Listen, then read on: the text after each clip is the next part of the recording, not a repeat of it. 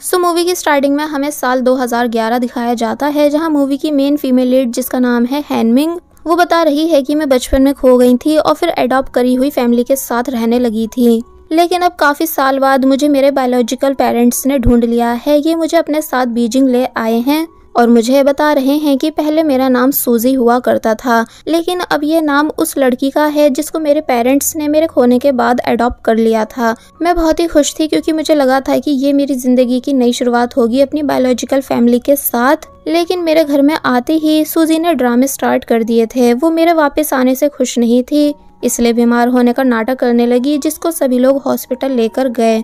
अब जब सब घर वापस आए और खाना खा रहे थे तो तब सूजी पेरेंट्स पर चिल्लाने लगी कि अब आप सभी मुझे प्यार नहीं करोगे क्योंकि आपकी सगी बेटी वापस आ गई है, इसलिए है ना, मतलब अब मेरी इस घर में कोई भी वैल्यू नहीं क्योंकि मैं आपकी सगी बेटी नहीं हूँ। और फिर गुस्से में रोते हुए यहाँ से चली जाती है। मेरा बड़ा भाई जिसका नाम डिंगनान है वो भी मेरे वापस आने से खुश नहीं होता है क्योंकि वो सूजी को दिल से अपनी बहन मान चुका है, इसलिए वो चाहता नहीं है कि मैं इस घर में रहूं और सूजी मेरी वजह से हर्ट होती रहे, इसलिए बोला कि मेरे दोस्त यांशी का घर खाली है, हैनमिंग वहाँ रह लेगी। डैड मना करते हैं कि तुम अपनी बहन के लिए ऐसा कैसे बोल सकते हो, ये घर इसका भी है, तुम्हें दोनों बहनों को इक्वल प्यार और रिस्पेक्ट देनी चाहिए। लेकिन डिंगनान को इस टाइम सिर्फ सूजी की फिक्र थी, इसलिए मैं बराबर वाले घर यानी यांशी के घर में रहने के लिए मान गई और डैड को भी इस बात के लिए मना लिया ताकि इस घर में मेरी वजह से कोई भी प्रॉब्लम क्रिएट नहीं हो। डिंगनान मेरा सामान लेकर बाहर आ गया और बराबर वाले घर में ले आया, ये बताते हुए कि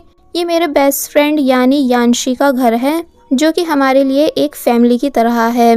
लेकिन अक्सर वो अपनी मॉम से मिलने अब्रॉड जाता रहता है और काफ़ी टाइम बाद वापस आता है, इसलिए अब जब तक वो घर में नहीं है तुम यहाँ आराम से रह सकती हो। हैनमिंग मान गई कि हाँ ठीक है, मैं यहाँ अकेले रह लूंगी। फिर तभी डिंगनान यहाँ से चला गया। अब हमें दिखाया गया कि हैनमिंग रात में अपनी उस फैमिली की फोटो लेकर सो रही होती है जिन्होंने हैनमिंग को अडॉप्ट करा था जब वो खो गई थी एंड बचपन से जिनके साथ वो रही है, कि तभी उसे फील हुआ कि जैसे कोई घर में आ रहा है। हैनमिंग को लगा कि ये कोई चोर होगा, इसलिए वो कांच की बोतल उठाकर उसे मार देती है। लेकिन जब सच्चाई सामने आई तो पता चला कि ये लड़का चोर नहीं बल्कि इस घर का ऑनर है जिसका नाम है यांशी, जो कि अब अब्रॉड से वापस आ चुका है, जिसको डिंगनान पूरी स्टोरी बताने लगा कि ये मेरी सगी बहन है जो कि सालों पहले खो गई थी। इसकी वजह से सूजी ने अपनी तबीयत खराब कर ली है, इसलिए मैं इसको कुछ दिन के लिए तुम्हारे घर में रहने के लिए छोड़ रहा हूँ। यांशी इस बात के लिए मान गया। फिर जब डिंगनान चला गया तो हैनमिंग यांशी को सॉरी करती है और यहाँ रहने की परमिशन देने के लिए थैंक्स भी करती है। यांशी कहता है कि तुम फर्स्ट फ्लोर पर रह लो, मैं सेकंड फ्लोर पर रह लूंगा, पर बस याद रखना कि तुमको मेरे सेकंड फ्लोर के डार्क रूम में नहीं आना है। फिर पूछता है कि वैसे क्या तुम सच में डिंगनान की बचपन में खोई हुई छोटी बहन हो? हैनमिंग इस बात का कोई रिप्लाई नहीं देती बल्कि चुपचाप यहाँ से चली गई क्योंकि उसे लगा था कि जब वो अपनी बायोलॉजिकल फैमिली से मिलेगी तो सब उससे मिलकर काफी ज्यादा खुश होंगे, लेकिन उसे तो सबने फिर से दूर कर दिया है। अब हमें स्कूल का सीन दिखाया गया जहाँ हैनमिंग जब अपनी क्लास में थी कि तभी यांशी अपने दोस्तों के साथ इस क्लास में आ गया। क्योंकि लास्ट ईयर उसने एग्जाम नहीं दिए थे, इसलिए अब वो एक क्लास पीछे यानी हैनमिंग की क्लास में है, जिसको देखकर क्लास की सभी गर्ल्स खुश भी थीं क्योंकि यांशी स्कूल का सबसे रिच और हैंडसम स्टूडेंट है।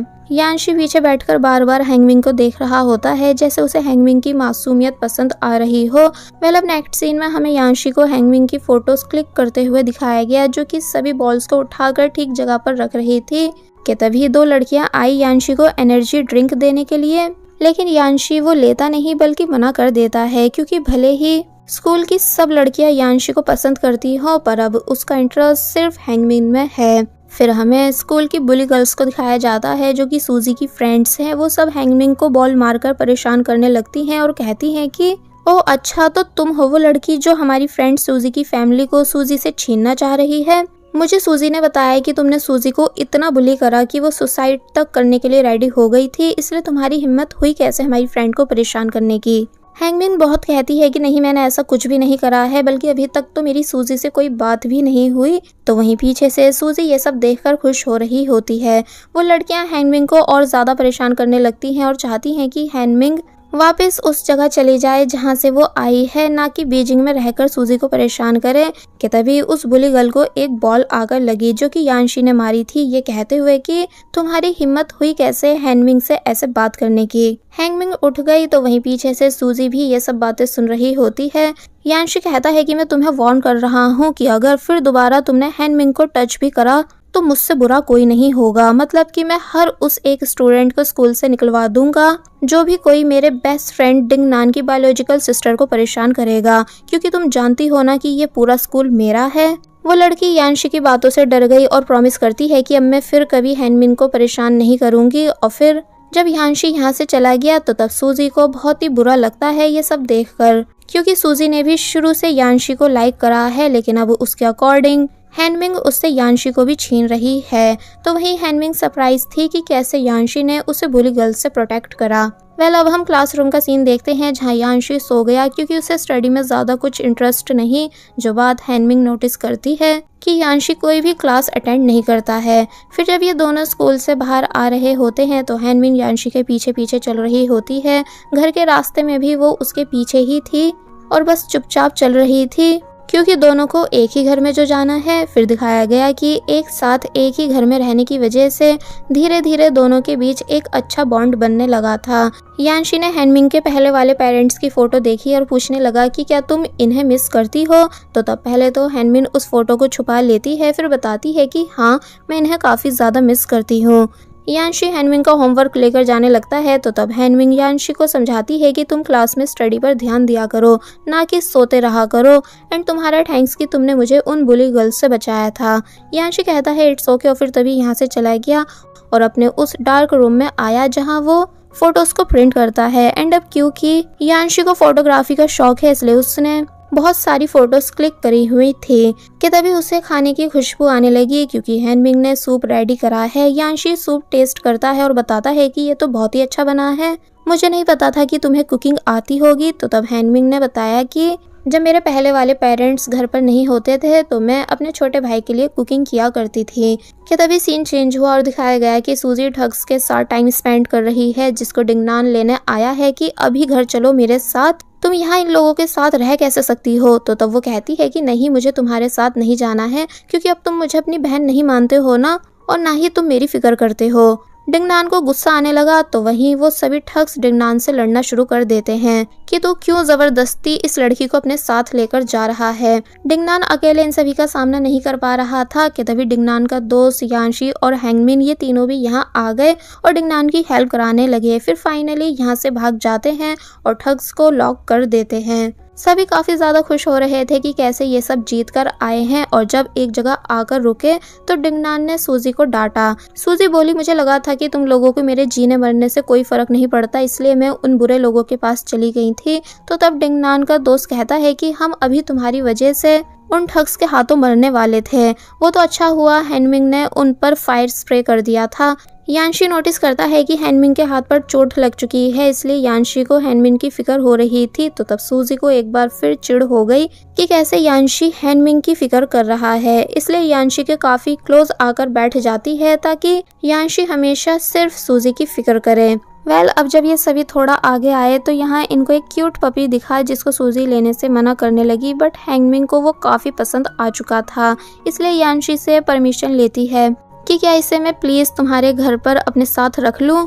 डिंगनान बताने लगता है कि पर यांशी को तो डॉग्स बिल्कुल भी पसंद नहीं है, लेकिन यांशी हैंगमिन की खुशी के लिए पपी को घर में रखने की परमिशन दे देता है, जो सुनकर हैंगमिन काफी ज्यादा खुश हो गई। अब रात में हम देखते हैं कि ये दोनों डिसाइड कर रहे हैं कि पपी का क्या नाम रखा जाए। यांशी कहता है कि हम इसका नाम ग्रे रखेंगे, तो तब हैंगमिन को भी ये नाम पसंद आ गया। फिर अभी यांशी हैंगमिन की चोट पर मेडिसिन लगाने लगता है, जो सब देखकर हैंगमिन को अच्छा लगता है कि यांशी कैसे उसकी इतनी फिक्र कर रहा है।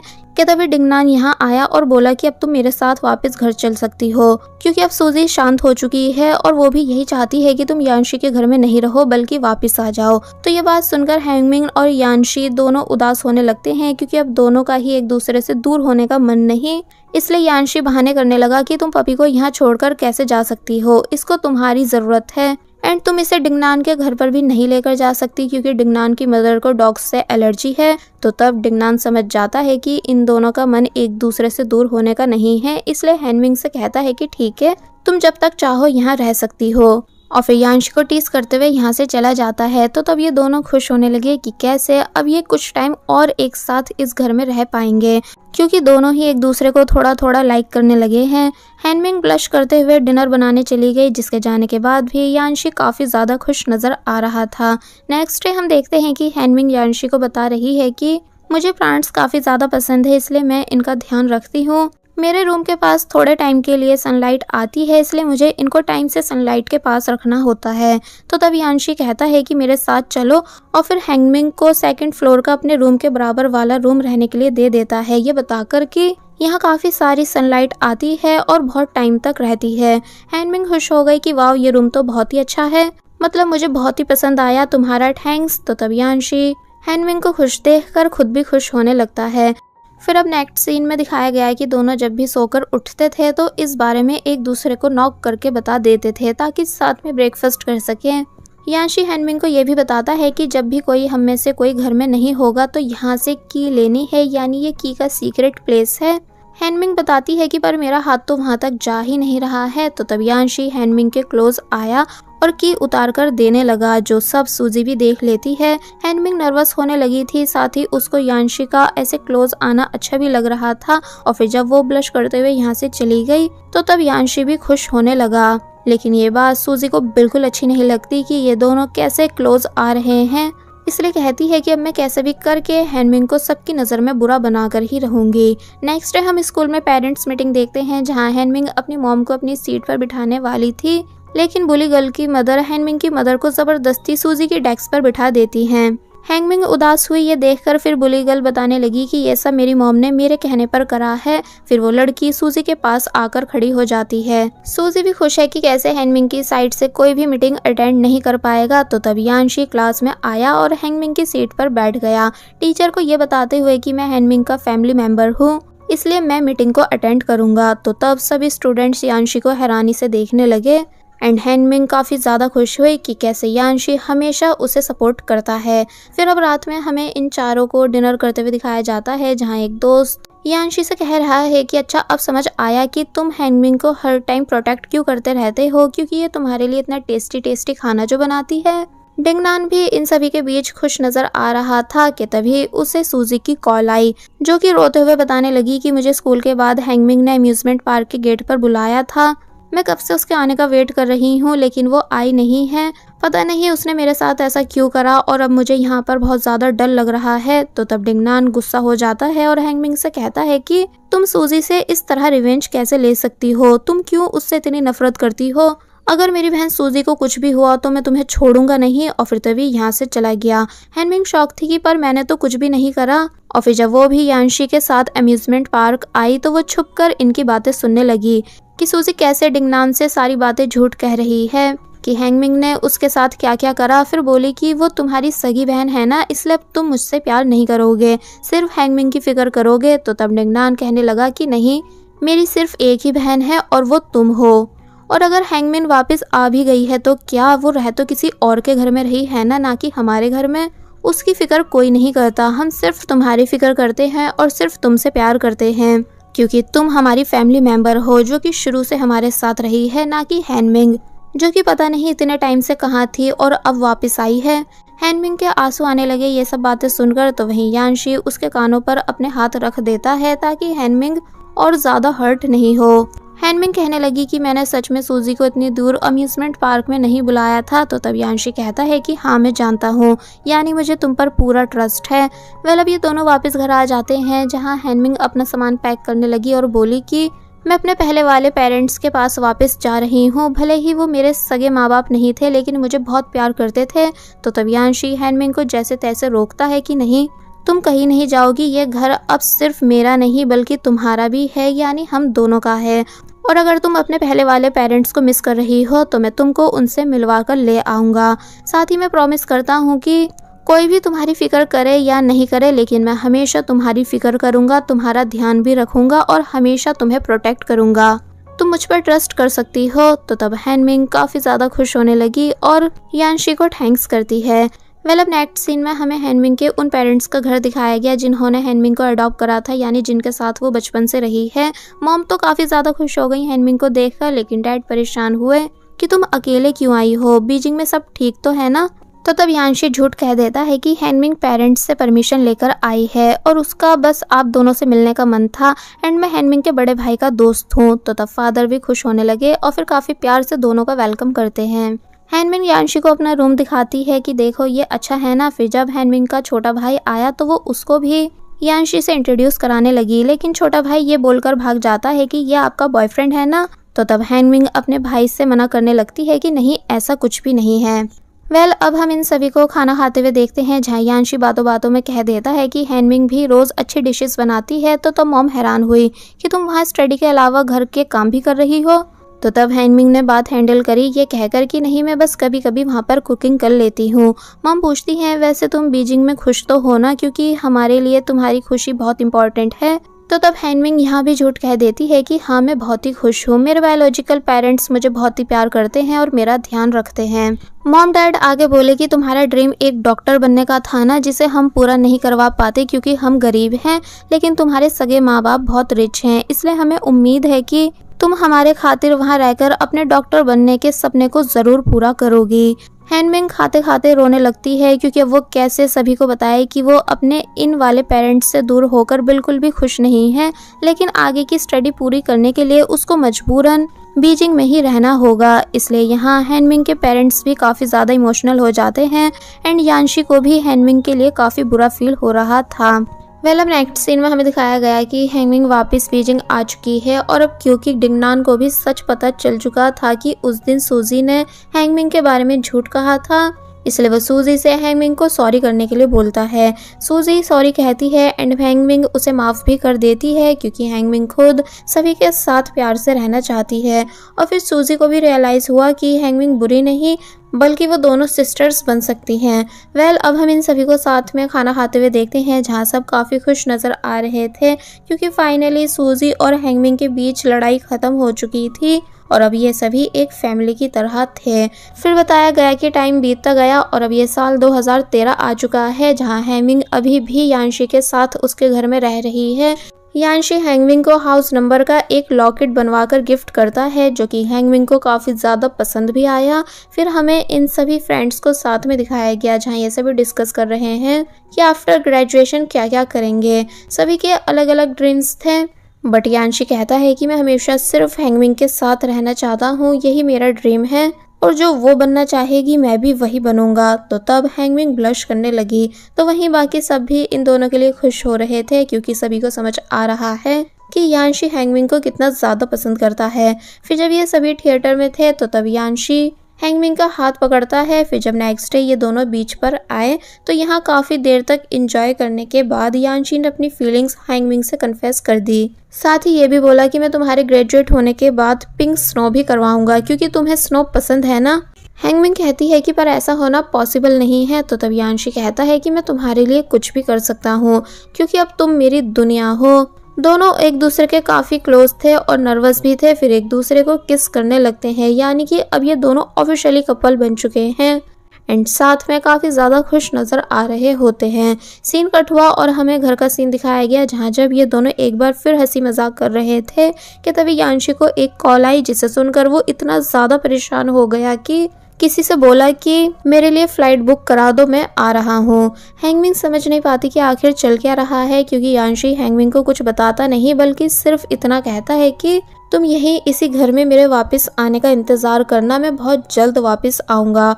थोड़ी फैमिली प्रॉब्लम हो गई है लेकिन सब ठीक हो जाएगा। तो तब हैनमिंग मान गई, लेकिन यानशी के जाने के बाद बहुत दिन बीत जाते हैं और वो अभी तक वापस नहीं आता। ना ही उसका नंबर लग रहा था और ना ही किसी को उसकी कुछ खबर थी। डिंगनान भी यानशी की मदर को कॉल करने का ट्राई करता है लेकिन ये नंबर भी बंद आ रहा था। फिर दिखाया गया कि ऐसे ही और दिन बीतते गए एंड हैनमिंग यानशी के वेट में बीमार होने लगी। फिर एक दिन वो डिसाइड करती है कि मैं खुद अब्रॉड जाकर यानशी को ढूंढूंगी क्योंकि उसके साथ ज़रूर कुछ तो बुरा हुआ है, वरना वो मुझे ऐसे अकेले नहीं छोड़ सकता। तो तब डिंगनान हैनमिंग को जैसे तैसे रोकता है और उसे कहीं भी जाने नहीं देता। फिर जब एक दिन ऐसे ही हैंगमिंग यांशी की कॉल का वेट कर रही होती है कि तभी फाइनली इतने टाइम के बाद यांशी की कॉल आई। हैंगमिंग शॉक रह जाती है और नॉनस्टॉप यांशी से क्वेश्चंस करने लगती है कि आखिर तुम कहाँ हो, तुम ठीक तो हो ना, कब घर वापस आओगे। लेकिन यांशी सिर्फ इतना कहता है कि प्लीज मुझे माफ कर देना, मैं अब कभी चाइना वापस नहीं आ पाऊंगा, इसलिए मैं तुमसे ब्रेकअप कर रहा हूँ, प्लीज मेरा वेट मत करो। तो तब हैंगमिंग और ज्यादा शॉक रह गई कि आखिर यांशी ये क्या बोल रहा है, क्या उसने मुझे कभी प्यार करा ही नहीं था। सीन कट हुआ और अब हम हैंगमिंग को बीच पर देखते हैं जहां वो यांशी की फोटो ध्यान से देख रही थी क्योंकि वो भी यांशी को भुलाना चाह रही है। अब दिखाया जाता है कि ऐसे ही टाइम और आगे बढ़ता गया, यानी हैंगमिंग की कॉलेज लाइफ स्टार्ट हो चुकी है। उसने मेडिकल कॉलेज में एडमिशन ले लिया है जहां सब एंजॉय कर रहे होते हैं। वहीं हैंगमिंग बस यांशी की यादों में खोई रहती थी। वो यांशी को दिमाग से निकाल ही नहीं पा रही थी। उसके माइंड में हर टाइम यांशी ही रहता था। वो बस चुप बैठी रहती थी और बस हर टाइम उन मेमोरीज को याद करती रहती थी जो सब उसने यांशी के साथ क्रिएट करी थी। ऐसे ही टाइम बीत गया और दिखाया गया कि ये साल 2017 है एंड आज हैंगमिंग का ग्रेजुएशन डे है। हैंगमिंग को उम्मीद थी कि यांशी कम से कम अपने प्रॉमिस के अकॉर्डिंग आज के दिन तो जरूर आएगा, लेकिन वो आज भी नहीं आया। इसलिए हैंगमिंग का दिल और ज्यादा टूट गया। जब वो बाहर उदास बैठी हुई थी कि तभी पिंक स्नो होने लगी। हैंगमिंग को लगा कि पक्का ये यांशी ने करा है, इसलिए वो जल्दी से ऊपर भागती हुई आती है। लेकिन तभी पता चला कि ये लोग एक एड बना रहे हैं, इसलिए पिंक स्नो कर रहे थे। तो ये जानकर हैंगमिंग और ज्यादा उदास हो जाती है कि यांशी आज भी नहीं आया, उसने अपना प्रॉमिस भी पूरा नहीं करा। इसका मतलब उसके दिल में मेरी कोई भी जगह नहीं थी। और फिर गुस्से में यांशी का दिया हुआ लॉकेट वहीं पर फेंक कर चली जाती है। लेकिन अब हम स्टोरी को और भी कई साल आगे यानी 2021 से देखते हैं, जहां हैंगमिंग हम सभी को बता रही है कि पहले मेरे लिए यांशी को भुलाना बहुत मुश्किल था, लेकिन अब फाइनली मैंने यांशी को भुला दिया है। अब मेरा एक बॉयफ्रेंड भी है जो कि मुझसे बहुत प्यार करता है। बाय द वे, मैं अपना ड्रीम भी कंप्लीट कर चुकी हूँ, यानी अब मैं एक सर्जन हूँ। और जो ये लड़की मेरे सामने है ये मेरी सिस्टर इन लॉ है, यानी इसकी बहुत जल्द मेरे भाई डिंगनान से शादी होने वाली है। रात में सभी इस बात को डिस्कस करने लगते हैं कि कौन सी डेट पर और कहाँ वेडिंग सेरेमनी कराई जाएगी। सब कुछ नॉर्मल चल रहा था, सभी काफी ज्यादा खुश थे, आराम से बातें कर रहे थे। लेकिन अचानक यहाँ उस पर्सन की एंट्री हो गई जिसे मैंने बहुत मुश्किल से भुलाया था, यानी यांशी की। वो हम सभी के बीच ऐसे आकर बैठ गया जैसे उसने कुछ करा ही नहीं हो। लेकिन मैं ये सब बर्दाश्त नहीं कर सकती थी, यानी अब मैं यांशी की शक्ल तक नहीं देखना चाहती हूँ, इसलिए तभी गुस्से से उठकर यहाँ से चली गई। तो वही डिंगनान और उसका दोस्त ये दोनों शांत बैठे हुए थे क्योंकि इन्हें यांशी के वापस आने के बारे में पता था, लेकिन इन्होंने मुझे इस बारे में नहीं बताया था, बल्कि डायरेक्ट मेरी मीटिंग करा दी। यांशी हैंगमिंग से बात करना चाहता है, इसलिए उस हॉस्पिटल में आ जाता है जहाँ हैंगमिंग वर्क करती है। तो तब यहाँ यांशी की मुलाकात हैंगमिंग के बॉयफ्रेंड से हुई, जिसको देखकर यांशी का दिल टूट गया और वो यहाँ से चला गया।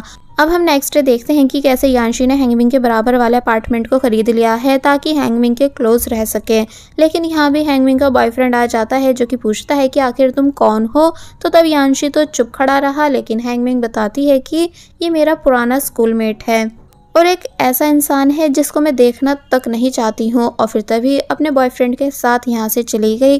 जब रात में हैंगमिंग अकेले काफ़ी ज़्यादा ड्रिंक कर रही थी, यानी यांशी के अचानक वापस आने के सदमे में, तो तब यांशी भी यहाँ आता है और हैंगमिंग से रिक्वेस्ट करने लगता है कि प्लीज़ मेरे साथ वापस हमारे घर चलो, मैं तुम्हें सारा सच बताना चाहता हूँ। मगर हैंगमिंग साफ मना कर देती है और ज़ोर ज़ोर से यांशी पर चिल्लाने लगी कि अब जब मैं फाइनली अपनी लाइफ में आगे बढ़ चुकी हूँ, तुम्हें भुला चुकी हूँ, तो तुम क्यों वापस मेरी लाइफ में आना चाह रहे हो? क्या तुम मुझे खुश नहीं देख सकते? अगर तुम्हें लगता है कि मैं आज भी तुमको पसंद करती हूँ तो मैं बता दूं कि तुम काफी टाइम पहले ही मेरे दिल में मर गए थे।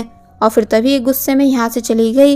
यांशी उदास खड़ा रहा हैंगमिंग के मुंह से ये सब सुनकर। फिर अब हम हैंगमिंग को बाहर रोते हुए देखते हैं। तो तब हैंगमिंग का बॉयफ्रेंड उसके पास आता है जो कि सब जान चुका है कि यांशी कौन है और हैंगमिंग ने यांशी का कितना वेट करा था, इसलिए कहता है कि अगर तुम आज भी यांशी को पसंद करती हो तो तुमको उसकी बात सुन लेनी चाहिए, क्योंकि मैं भी तुम्हारी खुशी चाहता हूँ। पर अगर तुम्हारा सिर्फ मेरे साथ रहने का मन है तो फिर तुम्हें यांशी से दूर होना ही होगा। हैंगमिंग काफी सोचती है, फिर अपने बॉयफ्रेंड को सॉरी कर देती है, यानी अब वो रिलेशनशिप खत्म करना चाह रही है। बॉयफ्रेंड काफ़ी ज़्यादा हर्ट हुआ लेकिन फिर तभी यहाँ से चला गया।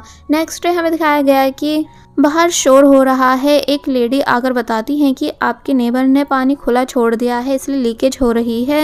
हैंगमिंग ने डोर के ऊपर कीज चेक करी जो कि उसे रखी मिल गई, इसलिए वो यांशी के अपार्टमेंट को ओपन कर देती है। फिर जब अंदर आई तो सरप्राइज रह गई कि कैसे वॉल्स पर हैंगमिंग की काफ़ी सारी फोटोज हैं जो सब यांशी ने लगा रखी हैं। साथ ही यहाँ वो लॉकेट भी था जो हैंगमिंग ने ग्रेजुएशन वाले दिन गुस्से में फेंक दिया था, इसलिए सरप्राइज रह गई कि भला ये लॉकेट यहाँ कैसे। इसलिए डायरेक्ट अपने भाई से बात करने आई कि आखिर ये सब क्या चल रहा है, क्या तुम यांशी के साथ मिले हुए थे, क्योंकि मैंने ये लॉकेट फेंक दिया था। फिर भी यांशी के पास आया कैसे। डिंगनान शांत खड़ा रहा, यानी कुछ नहीं बता रहा होता है। पर जब हैंगमिंग कुछ ज़्यादा ही जिद करने लगी और गुस्सा भी कि प्लीज़ मुझे सच्चाई बता दो, मेरा सच्चाई जानना ज़रूरी है कि आखिर यांशी इतने सालों से कहाँ गायब था, तो तब जाकर डिंगनान उस दिन के बाद की स्टोरी बताता है जब यांशी अपनी मॉम के पास गया था। एक्चुअली यांशी की मदर अपने हस्बैंड से काफ़ी ज़्यादा प्यार करती थी, उनके लिए उन्होंने अपना डांसिंग करियर भी छोड़ दिया था। लेकिन यांशी के फादर इतने बुरे इंसान थे कि उनको किसी और से प्यार हो गया और वो सालों के लिए गायब हो गए। फिर डायरेक्ट यांशी की मदर के पास डिवोर्स के पेपर आए। यांशी की मदर को इस बात का सदमा लग जाता है और वो इतनी ज़्यादा परेशान हुई कि अब उन्हें कुछ भी होश नहीं रहने लगा था। वो बस अपने हस्बैंड का वेट करती रहती थी। फिर जब यांशी उनसे मिला तो वो कहती हैं कि प्लीज़ अपने डैड से कहो कि वो मेरे पास वापस आ जाएं, वो तुम्हारी बात ज़रूर मानेंगे। लेकिन जब यांशी अपने फादर को कॉल कर रहा था कि तभी इस बीच यांशी की मदर ने यांशी की नज़रों के सामने सुसाइड कर ली, यानी वो बिल्डिंग पर से कूद गई। यांशी बुरी तरह शॉक रह गया और उसे इस बात का इतना गहरा सदमा पहुंचा कि वो पागल हो गया एंड उसे ज़बरदस्ती पकड़कर मेंटल हॉस्पिटल में एडमिट कर दिया गया। यांशी जब भी बाहर की तरफ देखता था तो उसको अपनी मदर ही नज़र आती थी कि कैसे वो यांशी के सामने बिल्डिंग से कूद गई थी। इसलिए इस बात से यांशी की तबीयत और ज़्यादा बिगड़ने लगी एंड उसे पोस्ट ट्रॉमेटिक स्ट्रेस डिसऑर्डर हो गया, यानी अब उसकी ऐसी कंडीशन थी ही नहीं कि वो कुछ कर सके। यांशी के साथ उसका कज़न रह रहा होता है, जिसके थ्रू डिंगनान ने जब हैंगमिंग की कंडीशन बताई कि हैंगमिंग यांशी के वापस आने के इंतज़ार में है, तो तब उस दिन यांशी ने हैंगमिंग से कॉल पर बात की थी और वापस चाइना आने से मना कर दिया था, क्योंकि यांशी को पता था कि अब उसका ठीक होना पॉसिबल नहीं और वो अपनी तबीयत हैंगमिंग को बताकर हैंगमिंग की स्टडी और डॉक्टर बनने के ड्रीम को ख़राब नहीं करना चाहता था। साथ ही यांशी ये भी नहीं चाहता था कि हैंगमिंग उसी तरह यांशी के आने का इंतज़ार करने लगे जैसे उसकी मॉम अपने हस्बैंड का कर रही थी और फिर लास्ट में उन्होंने सुसाइड कर ली। सीन कट हुआ और अब प्रेजेंट में हम हैंगमिंग को अकेले बैठे हुए देखते हैं, जो कि यांशी की इस पूरी सच्चाई को जानकर हैरान है। यांशी भी यहाँ आ गया और बोला कि क्या तुम्हें डिंगनान ने सब सच बता दिया है। हैंगमिंग उठी और यांशी से काफ़ी सारे क्वेश्चंस करने लगती है कि तुमने आखिर क्यों मुझसे ये सब छुपाया। तो तब वो कहता है इसलिए क्योंकि मैं तुम्हारी लाइफ ख़राब नहीं करना चाहता था, क्योंकि मुझे पता था कि तुम सच्चाई जानकर परेशान हो जाओगी। देखो अब तुम फाइनली एक सक्सेसफुल डॉक्टर बन चुकी हो, तुम्हें अपने जैसे ही एक काबिल इंसान से शादी करनी चाहिए। बट हैंगमिंग बोली कि नहीं, मैं सिर्फ तुम्हारे साथ रहना चाहती हूँ, अगर तुम नहीं तो फिर कोई भी नहीं। तो तब यांशी हैंगमिंग को हक कर लेता है। फिर फाइनली दोनों एक दूसरे से कन्फेस करते हैं कि वो दोनों एक दूसरे के बिना रह ही नहीं सकते। हमें पास्ट के सीन्स दिखाए गए जो कि यांशी हैंगमिंग को बता रहा है कि मैं तुम्हारे हर बर्थडे पर केक ऑर्डर करता था और तुमको मिस करता था, यहाँ तक कि जब तुम ग्रेजुएट हुई थी तो उस दिन भी मैं तुम्हें देखने आया था, लेकिन अब इससे पहले कि तुम मुझे देख पाती मैं वहाँ से चला गया था। फिर जब तुम बाहर उदास बैठी हुई थी तो वो मैं ही था जिसने पिंक स्नो कराई थी, क्योंकि मुझे वो सब प्रॉमिस पूरे करने थे जो मैंने तुमसे कर रखे थे। जब तुमने गुस्से में मेरा दिया हुआ लॉकेट फेंक दिया था तो वो भी मैंने ही उठाया था और मैं सब समझ पा रहा था कि तुम कितनी ज़्यादा हर्ट हो, लेकिन मुझ में तुम्हारा सामना करने की हिम्मत नहीं थी। वह सीन कट हुआ और दिखाया गया कि पूरी फैमिली एक साथ है एंड सभी काफ़ी ज़्यादा खुश हो रहे होते हैं। यहाँ हमें सूजी को भी दिखाया गया जो कि बता रही है कि मैंने भी एक बॉयफ्रेंड बना लिया है और मैं बहुत जल्द आप सभी को उससे मिलवाने वाली हूँ। सभी काफ़ी ज़्यादा खुश हुए। फिर तभी यांशी कोई डिश किचन से लेने चला गया। सूजी जब अपने बॉयफ्रेंड की फ़ोटो सभी फैमिली मेम्बर्स को दिखा रही होती है कि तभी यांशी बेहोश होकर वहीं गिर जाता है, जिसे देखकर सभी परेशान हो गए। फिर अब जाकर यांशी की हेल्थ की सबसे बड़ी सच्चाई हैंगमिंग को पता चली कि यांशी को कैंसर है। और ये उसकी लास्ट स्टेज चल रही है, इसलिए वो एब्रॉड के हॉस्पिटल से वापस आया है हैंगमिंग के साथ आखिरी के दिन जीने के लिए। और यही वजह थी कि वो इतने सालों से हैंगमिंग से दूर रहा, इस उम्मीद से कि जब ठीक हो जाऊंगा तब हैंगमिंग के सामने आऊंगा। लेकिन जब वो ठीक हुआ ही नहीं तो वो अपनी जिंदगी के आखिरी पल हैंगमिंग के साथ जीने आ गया। हैंगमिंग सदमे में चली गई। इस सच्चाई को जानकर फिर वो यांशी के पास आती है, जो कि हैंगमिंग को देखकर स्माइल कर रहा है। हैंगमिंग ने तभी उसे हक कर लिया और रोने लगी, क्योंकि ये बात बहुत ही बड़ी है कि हैंगमिंग अब जिंदगी भर यांशी के साथ नहीं रह पाएगी। हैंगमिंग डायरेक्ट उसे हक कर लेती है और बुरी तरह रोना शुरू कर देती है, क्योंकि ये बात वो एक्सेप्ट ही नहीं कर पा रही है कि यांशी बहुत जल्द इस दुनिया से जाने वाला है। यांशी हैंगमिंग से कहता है कि चलो हमारे घर चलते हैं, और फिर अब दिखाया गया कि हैंगमिंग जब सोकर उठी कि तभी उसे पता चला कि यांशी तो यहाँ है ही नहीं, इसलिए वो उसे ढूंढने लगी। फिर जब हैंगमिंग को यांशी मिला तो पता चला कि वो हैंगमिंग की फोटोज को प्रिंट कर रहा था। दोनों प्यार भरी बातें करते हैं ताकि यांशी के आखिरी के दिन खुशियों से भर जाएं। फिर यहाँ हैंगमिंग ने यांशी को किस भी करी। नेक्स्ट सीन में हम देखते हैं कि जब डिंगनान की होने वाली वाइफ अपने लिए ड्रेस चूज कर रही होती है तो तब हैंगमिंग ने भी एक वेडिंग ड्रेस पहनकर ट्राई की, जिसको वो बहुत ही ध्यान से देख रही है। फिर अकेले में बैठकर यांशी की इलनेस के बारे में सोच कर रोना शुरू कर देती है। अब हम रात का सीन देखते हैं, जहाँ यांशी अपने दोस्तों से बोल रहा है कि तुम तीनों मेरी कंडीशन जानते ही हो कि मैं बहुत जल्द जाने वाला हूँ, इसलिए मैं चाहता हूँ कि तुम तीनों मेरे पीछे इन तीनों कामों को जरूर करो। पहला ये कि मैं अपने सारे पैसे और प्रॉपर्टी हैंगमिंग के नाम पर करके जा रहा हूँ। कुछ पैसे डिंगनान के बिजनेस में भी लगा रहा हूँ, जो कि वो भी हैंगमिंग के नाम पर होंगे, ताकि फ्यूचर में हैंगमिंग को उनका प्रॉफिट मिल सके और उसको कभी कोई फाइनेंशियल प्रॉब्लम नहीं हो। सेकंड विश मेरी ये है कि तुम सब हर साल हैंगमिंग के बर्थडे को सेलिब्रेट करोगे, उसे कभी अकेला फील नहीं होने दोगे। और थर्ड विश ये है कि तुम सब अब कभी हैंगमिंग के सामने मेरा जिक्र नहीं करोगे और उसकी हेल्प करोगे कि वो मुझे हमेशा के लिए भूल जाए और अपनी लाइफ में आगे बढ़े। तीनों दोस्त काफी इमोशनल हो गए, इसलिए रोना शुरू कर देते हैं, क्योंकि कोई भी नहीं चाहता कि यांशी इन सभी को छोड़कर जाए, लेकिन अब कंडीशन ठीक नहीं हो सकती थी। फिर तभी हैंगमिंग यांशी को आवाज देने लगी, तो तब यांशी बाकी सबके साथ आता है और फिर ये सभी फायरवर्क्स एंजॉय करने लगते हैं एंड काफी ज्यादा खुश भी थे। अब हम मॉर्निंग का सीन देखते हैं, जहाँ चारों दोस्त अच्छे से रेडी हैं डिंगनान की वेडिंग के लिए। लेकिन जब ब्राइड बाहर आई तो वो और कोई नहीं बल्कि हैंगमिंग होती है, जो कि आज यांशी से शादी करने वाली है। क्योंकि भले ही यांशी के पास कम टाइम बचा है, लेकिन हैंगमिंग ने डिसाइड कर लिया है कि वो यांशी की ही वाइफ बनकर रहेगी। यांशी बुरी तरह शॉक रह गया। फिर हैंगमिंग ने सभी चीजों के लिए यांशी को थैंक्स करा एंड बताया कि वो हमेशा कैसे यांशी को मिस करती रहती थी। दोनों शुरू से अब तक की सभी मेमोरीज को याद करते हैं कि कैसे कैसे इन दोनों की लव स्टोरी स्टार्ट हुई थी। यांशी बहुत ही ज्यादा खुश था हैंगमिंग को ब्राइड के लुक में देखकर, इसलिए वो भी हैंगमिंग को सब चीजों के लिए थैंक्स करता है। दोनों ने एक दूसरे को किस की एंड बाकी सब इनके लिए काफी ज्यादा खुश हो रहे होते हैं। वैसे लास्ट में दिखाया तो नहीं गया है कि यांशी इस दुनिया को छोड़कर चला जाता है या नहीं, पर बस इतना बता दिया जाता है कि उसके पास कम टाइम है, इसलिए हैंगमिंग और बाकी सब ने यांशी के एक एक पल को खूबसूरत बनाया। और बस फिर इसी हार्ट टचिंग सीन के साथ ये मूवी यहीं पर एंड हो जाती है। सो आई होप आप सभी को मूवी की एक्सप्लेनेशन पसंद आई होगी। ये काफ़ी इमोशनल ट्रू लव स्टोरी थी, इसलिए आप सभी कमेंट सेक्शन में ज़रूर बताएं कि आपको मूवी का कौन सा कैरेक्टर सबसे ज़्यादा पसंद आया। साथ ही जाने से पहले आप सभी वीडियो को लाइक और चैनल को सब्सक्राइब भी ज़रूर कर दीजिएगा, ताकि नेक्स्ट लव स्टोरी की एक्सप्लेनेशन आपसे मिस नहीं हो। So keep supporting us and thank you so much. There was a time when you had me fall